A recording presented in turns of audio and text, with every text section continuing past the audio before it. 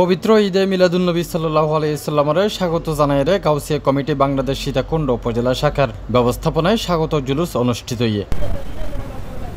শুক্রবার বিকেলে সীতাকুণ্ড পৌর সদরের উত্তর বাজার হইতে জুলুস শুরু হয় দক্ষিণ বাইপাস রোডত আইরে শেষ হয়। জুলুসত হাজারো গাউসিয়া কমিটির নেতৃবৃন্দ অংশ লইয়ে। জুলুস শেষে বাইপাস রোডত দেশ জাতি ও বিশ্ব নির্যাতিত মুসলমানর শান্তি কামনায় বিশেষ দোয়া ও মোনাজাতত অংশ লয় আগত মুসল্লিবৃন্দ।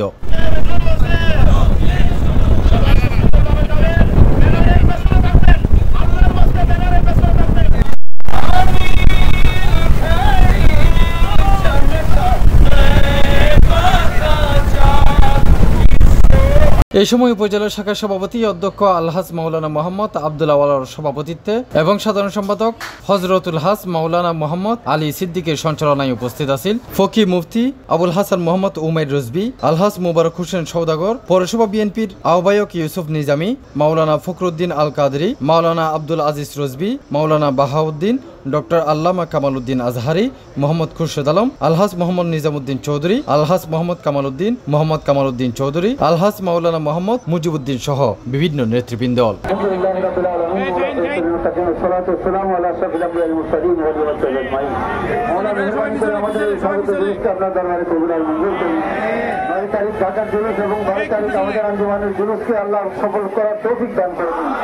আল্লাহ সবাইকে আল্লাহ জুলুস দুইটা হাজির নসিব করে দিন।